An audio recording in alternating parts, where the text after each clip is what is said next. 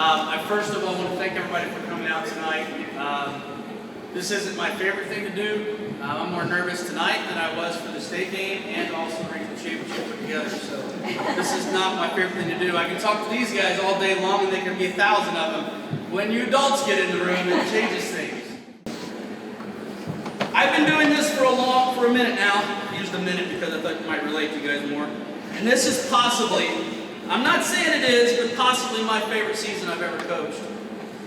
And I mean that. And I told you guys that in the huddle as I'm fighting back tears, which was ridiculous. I don't know why. But I had an awful lot of fun this year. From the top 8th grader all the way down to the 6th grade class, this was an absolute fun group to coach. I know that because Coach Malone would show up to practice and I'd find him sitting on the bench behind home plate with his arm out and then a kid sitting next to him talking about hunting or farming or something. And he wasn't worried. He was having fun with this group because this group was that much fun to be around. Not just for the wins, but this group was absolutely a joy to be around most of the time, I say. Put most of the time there because we did have some stretches. When I first met Coach Hughie at Open Field in the summer, I told him that this team was going to make a state run. I just felt it in my gut. Too many big pieces of the puzzle to not help this group win. Returning 8th graders like Graw and Maxie and Gibby and LT and Barnes and Vincent, we were going to find some wins. It didn't hurt that Peyton and Avery showed up too and made us 8th graders strong. And they did a great job on the mound for us too, by the way. Let's see, it made us pretty solid. I knew we had something special at that point. Anytime you have 8th graders that can play, you're going to be pretty darn good at junior high level. Let's see here. Once I knew we had 8th graders to go along with this pretty solid, let's call them underclassmen returners. We had some kids who played last year and they're returning as underclassmen, right? I knew we had something special. I'm glad that I could have been a part of this team. It was a great year, one I will never forget. 20-6. I wish I'd taken a poll for what our record would have been before we started. Because I don't know too many people that thought we were 20-6. But we were 20-6. And better yet, I can go back. Westland, Olney. I think we beat Marion. We're better than Marion. There's some wins we could have got in there and it could have been even better. But it was what it was. 8th grade time.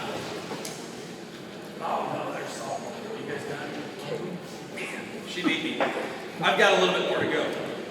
Promise I'll get you out of here soon. Max Vincent. We're going to start with Max. This player is first and foremost a team first guy. I asked him to do a lot of things he may not have been comfortable doing, and he jumped right in and absolutely took the bull by the horns every time. Absolutely. Never complained or had a poor attitude because I gave him plenty of reasons to. I'm going to keep reading here. When we moved him to the outfield late in the season, he never even questioned the decision to move to the outfield. He just went out and worked hard in the outfield to prepare himself for the change. I can remember the practice right after we did it, and he comes up to me and he goes, "Coach, you want me in the outfield, right?" I'm like, "Yeah, let's do that. Get some fly balls out there." Always working hard out there in the outfield, trying to get better at it. This guy was the king of finding holes offensively. He had 1 double, 15 base hits, okay, 327 batting average. He found a lot of holes. Not only that, but he walked like crazy. His on-base percentage, 460, which is higher than I think probably everybody's thinking. 460, 327 batting average. What a great season, man. I mentioned the 1 double. I can't remember where that was. Is that? Oh, yeah, Greenville? Nice, good deal. 14 RBIs, 18 runs scored. And I'm not going to lie, there was a lot of things I saw in the season before. I didn't see 11 stolen bases for Max. He was burning out there, man. He stole his first base of the season, and I thought, this guy's a base stealer. My only regret with Max, and kind of come in the same situation with, this is about Jax earlier, is that we didn't get him enough time on the mound because as the season went on, we started throwing him a little bit here and there, and he did a really nice job, and I wish we had thrown him more. Now, in fairness to Coach, I'm going to go and say this. The first half of our season was log jammed with games. And when we got towards the end, it really started to spread out. And we started throwing Peyton, Evan, and Avery. And we'd throw those three consistently because they were so spread out they could throw. The beginning of the year, we had to throw a lot of different guys. So, in fairness to me, I'll throw it out. So. All right, can't wait to see what kind of player this kid turns out to be because your stock is rising, man. It really is. Max Vincent.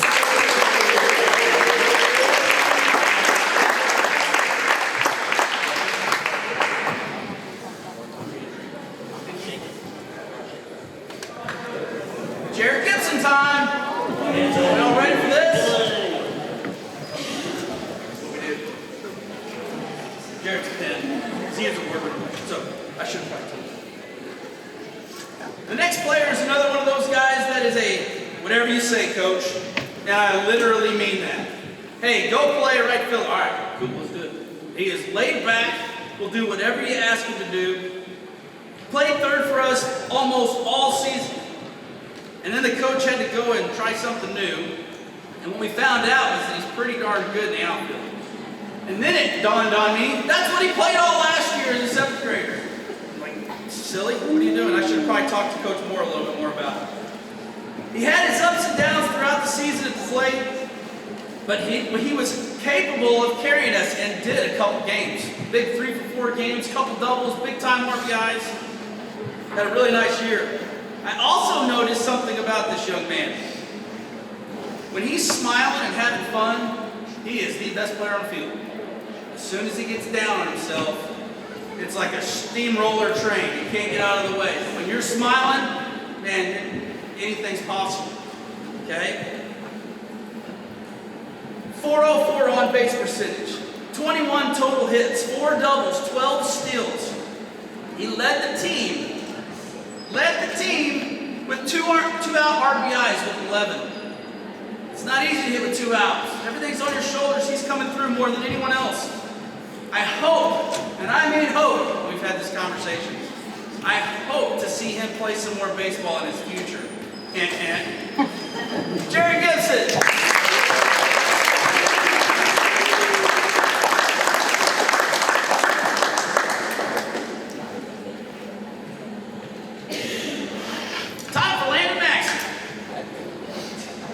This next young man was our shortstop. A player that could have thrown quite a bit more for us, but his value short, I'm telling you, was just too great. He played short so well that I felt like he needed to be at short for us. We had some other guys play there and whatnot, but Landon was our shortstop. On the season, he had 89 total chances. What that means is putouts, assists, all combined, 89. The only kid that had more putouts than him, or more total chances than him, was Keaton Grawl. But the catcher touches the ball every time it's pitched. So Keaton should have more, right? But Landon was second with 89. Out of the 89 chances he got, he only had 8 errors, which is pretty phenomenal. That's a pretty darn good percentage, and I'll take it. Especially at this level because we're all still learning. Early in the season, found himself at the bottom half of the order, and he didn't like it. I remember going out one time and said, hey, you're hitting the 9-hole today. He didn't say, no, Coach, I'm not. He said, you can tell it, though. He wanted to tell me about it. He didn't like hitting there. However, I hired a 9-hole guy that does a pretty darn good job. Good teams have a really strong 9-hole guy. But it didn't take very long for that to change. And about halfway through the year, he became our leadoff hitter. He worked really hard to get on track and finish the year out as our leadoff guy. Hit 350 on the year, 416 on base percentage, 19 RBIs, 25 runs scored, 14 stolen bases. Now check that, I said you led the team. It says here that he had 14. I don't know if that's a typo, but 14 2-out RBIs.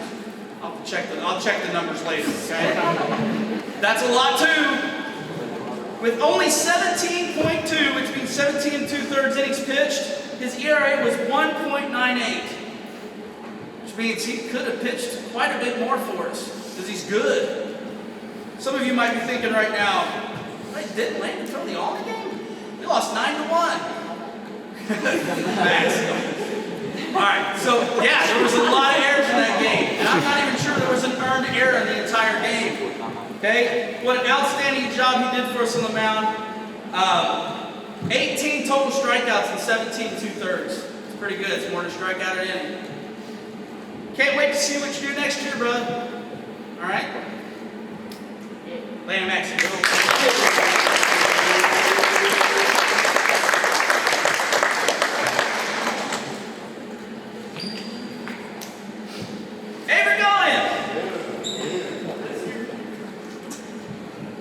Getting there.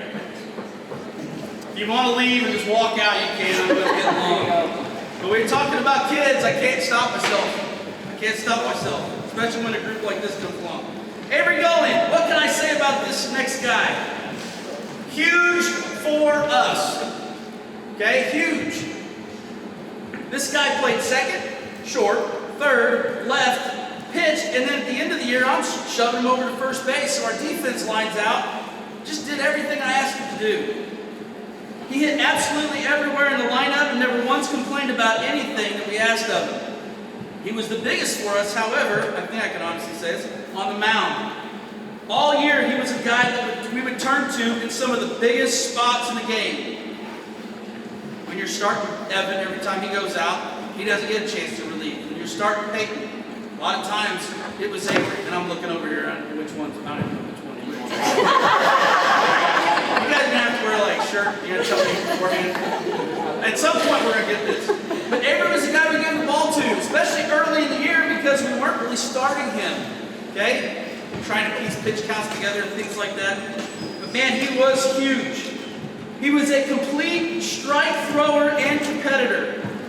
At a time in the season, he was one of our hottest hitters and statistically one of the best hitters. Although cooled off a bit towards the end of the season, he still ended up with a .402 on base average, 23 RBIs, 23 runs scored, 18 stolen bases.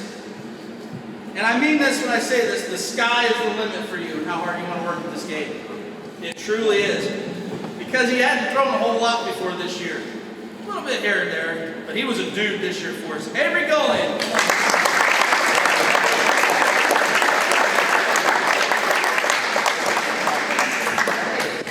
Well, let's see, where should we go after Avery Golan? Let's just go to Peyton Golan.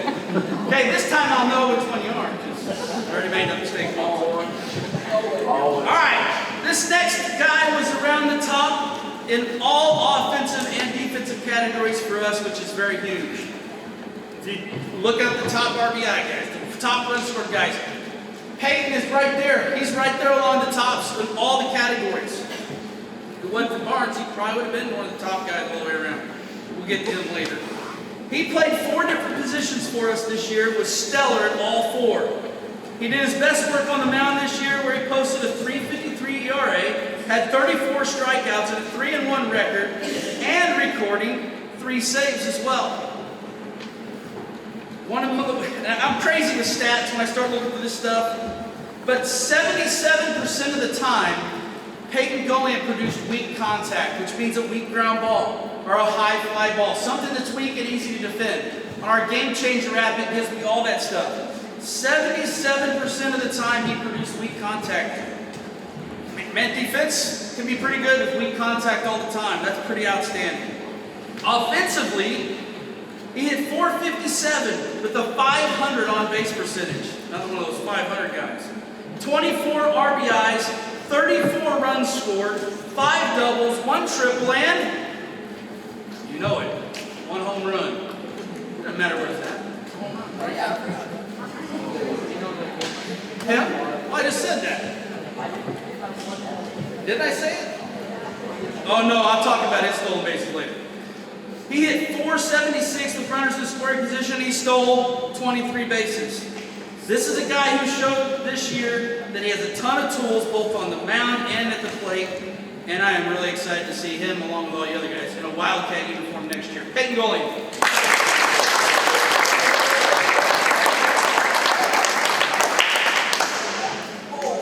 All right, 3 guys left. Not turn the lights out on me yet, are you? I'm trying, babe. I thought you were going home. Keaton Grawl. In my notes, I can say 3 guys left, so that everybody knows. Spent most of his time behind the plate, even though I'm not sure that's exactly where he wants to be on the field.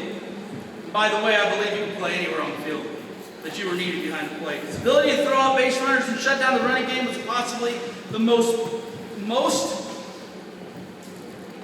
hang on, I messed up here. Game was, now she's sitting down here, she didn't give it all to me now. Possibly one of the most important things to us was the ability of you shutting down the running game. In junior high ball, steals all the time, pass balls, all this stuff. You shut that stuff down. 12 out of 29 would-be Steelers found themselves out at second base or out picked off. That's 12 outs because of your arm. Big time. He did more than catch, he also hit a lot. He got off to a tremendous start of the season. He finished with a .357 batting average, .455 on base, 24 RBIs, and a staggering 45 runs scored. 10 doubles, 1 home run, 21 stolen bases. Only caught 1 time all season long with the 21 stolen bases, by the way. And I bet you it's probably because you were too aggressive and got picked off or something. That's my guess, right? Probably wasn't really throwing out stealing a base. That's pretty amazing. Let's see where I left off here. 10 2-out RBIs. I want to finish bragging about this kid by giving you some pitching stats. What? Coach, don't do it. Right? Is that what you're thinking? Take a deep breath. It's all good stuff. In 8.2 innings pitched, he compiled 21 strikeouts.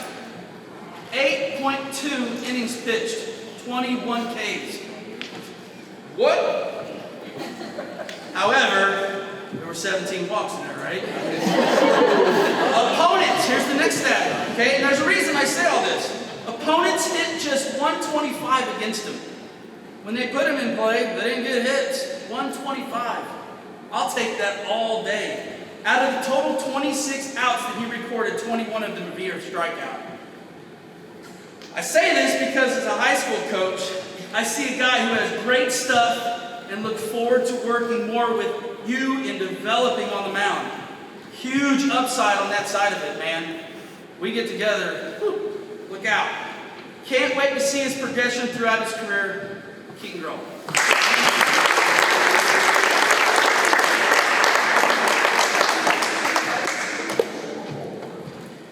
All right, Evan, you're next. Oh, of course I am. I got here right at the top, I said the big lefty, right? Big lefty. Huge guy for us. He was also the guy who tried to throw against, or I tried to throw against all the toughest opponents on the schedule. If you look at who he threw against in the league, he always got Effingham and Flora. And whoever it was, he got those guys. You throw against T-Town too? Start against T-Town? Okay, that's pretty impressive, because he was the guy we threw at all the time. Okay? The biggest opponents we had, I feel like I owe you an apology for that or something. Like, why couldn't you throw me a cupcake, coach? I don't know. I wanted to win the big game, right? Let's talk about his pitching first. 40.2 innings pitched, which led us as a team. He was 6-1, which ties for the lead in the record. Avery was also 6-1. 2.58 ERA, which is the best of, of the pitchers who had 20 or more innings pitched. 61 Ks, which is 23 more than anyone else on the team. He had 23 strikeouts more than everyone else on the team. Unbelievable. Great season. Induced weak contact, I mentioned Peyton was 77. Evan was 67, which is also really darn good. Batting average against, 163. The opponents hit 163. A lot of these stats I say because I hope the kids are going, man, if I throw more strikes, because we throw more strikes, we'd be really good, right? Okay? When opponents put the ball in play against him, it wasn't much better. Meaning when they put it in play, they still only hit 262. It's pretty darn good. That's huge. All right, that's enough talk about the mound. Now let's get to some offensive stats. This guy hit. That's what he did all year long. 471. On base percentage was 602. That's pretty great. 60% of the time you're on base. I'll take those odds. Walked 22 times, which is 8 more than anyone else on the team. The next highest guy was, which is 8 more higher than the next highest guy. 26 runs scored, 29 RBIs, 8 doubles, 3 triples, 2 home runs. He had 475 with runners in scoring position when he put the ball in play. Are you ready for this? His batting average when he put it in play was 633. So when you put it in play, things happen. And we talked a lot about that all year. Great season. However, I expect this. I expected Barnes to have this kind of year and can't wait to see what this guy's future holds at the high school level. Evan Barnes.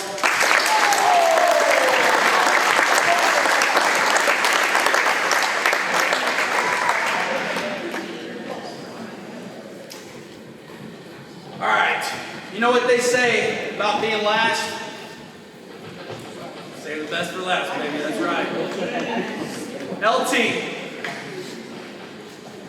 This next guy was an absolute teammate. And I've said that about a few guys, and I mean that about all of them. At the beginning of the year, he was given lots of opportunity to play.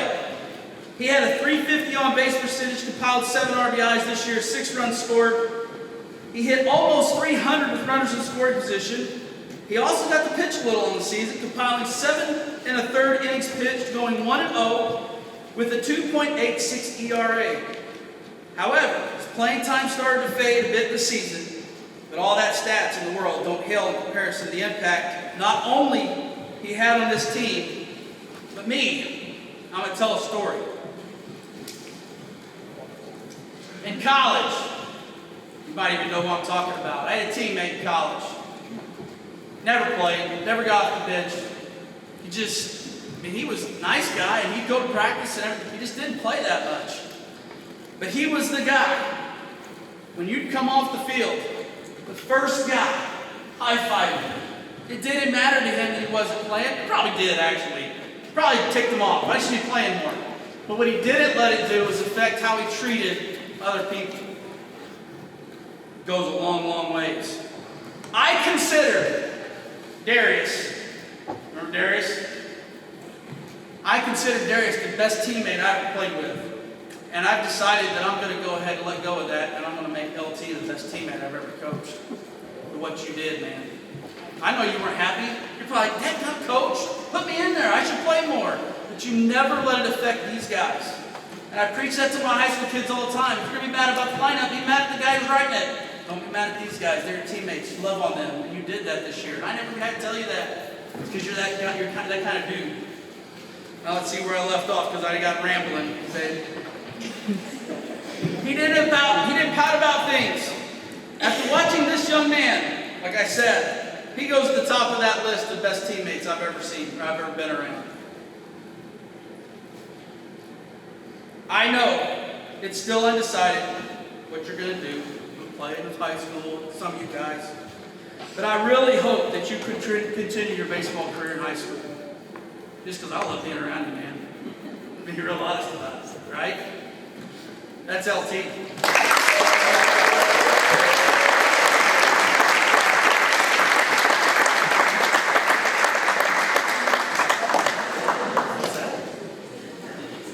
Oh yeah, he got hit in the eye too. Busted eye. Barnes hit a smash in practice and whammo! Like as soon as it happened, he and I both were like, "Oh, here we go. This is gonna hurt bad." All right, let's get to the awards. Okay, so in thinking about awards, I don't like awards that are subjective, meaning I have to pick who gets an award. I like clear cut. This kid had the best stats. This kid had the best stats. This is the worst. But there are some of these that are subjective. I'm going to start with the Bobcat Award. I don't think it's any question about who did it. The Bobcat Award exemplifies a teammate, the guy who goes the extra mile. And I know Keaton was that guy last year. But I think you're going to be okay handing that award this year to LT.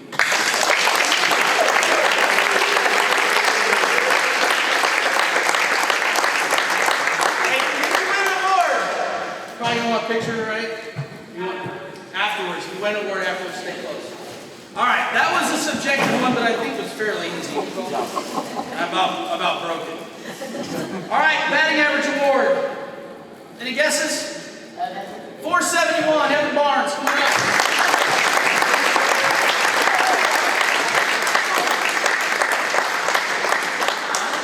You can if you want. All right. Well, you already shook hands with everybody once, so. All right, ERA award. Yeah, don't get too comfortable.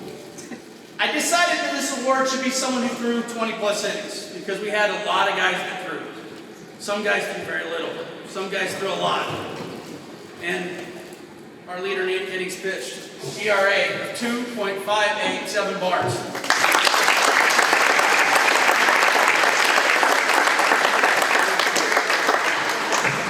Outstanding year. Outstanding season for Evan Barnes. All right, the next award is the Pitcher of the Year award. Now, I know Evan won the ERA award. That's huge. That's awesome, right? But there's more to it, too, really. I mean, I feel like someone else, I'm not saying someone else deserves it over you or whatever. This is what I'm going with. Because this is what I felt like. Because Evan would throw his guts out, and he had to have somebody come in and clean it up sometimes and finish the game, right? This young man was 6-1 on the mound, 2 saves, 2.97 ERA, 38 strikeouts, only 15 walks. 70% of the time he produced weak contact. And this is coming from a guy who hadn't spent a lot of time on the mound before this season. I'm sure he pitched a little bit from here to there, but this year was like, you're a dude and we need you almost every day, it seemed like. Our pitcher of the year this year is Avery Golan.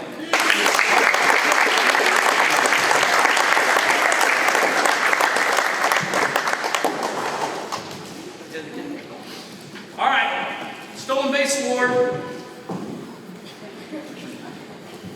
What'd I say? Keaton had 21. Peyton had 23 stolen bases this year.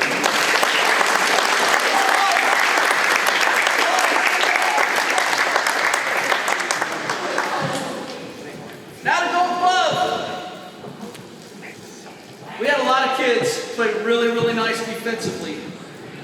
But, and I'm a sucker for this position. I don't know why it is, but I always seem that this always is the position that I give it out to.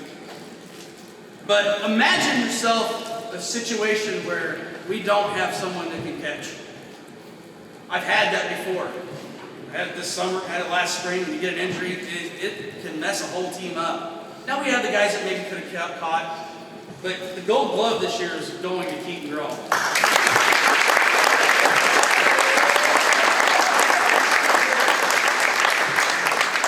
right, last award, and I hope I don't embarrass this young man, but I don't like the Most Improved award because the Most Improved award a lot of times goes to that kid that you're like, well, we got to give an award to him. But I really felt like we had a dude this year that was Most Improved. I think this guy played some varsity ball last year. Coach Moore tells me that he was 0-10. Defensively, he struggled. I know Coach was around. Sometimes it was hard to coach him. Just wasn't getting it.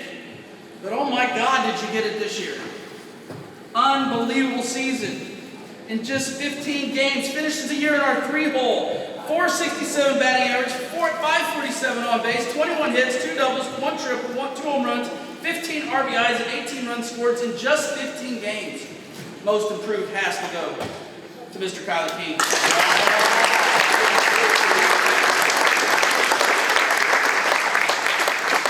Hey, bad news, Kyler, though. You can't win that award next year. Well, I dare you to, actually. No, you had that big of a stretch, right? Okay. All right. So, last thing I want to cover real quick. I didn't give out an MVP award because there were stretches in the season, and I truly mean this, where Keaton Grohl was our MVP. Like, it wasn't even close. And there were seasons when Evan Barnes just put us on his back and carried us. Peyton had stretches. Avery had stretches. We had a ton of guys that had stretches that led us this year. So I'm not giving out an MVP award because I think it was too much of a group effort this year. There wasn't just one guy. I really don't think that. However, I am going to get to announce this, which I feel like if I was going to give an MVP award, it'd be to 4 guys. And these 4 guys are making the All-Star team in Southern Illinois. We're playing Carbondale on October 18th. Okay? Now, I'll say this, that I thought I was going to get to coach that team. Harrisburg went 28-0 and won state championships there. Anyway, I digress. The guys that are going down to Southern Illinois and selected to play in the All-Star game: Evan Barnes, Keaton Grawl, Peyton Golian, and Avery Golian.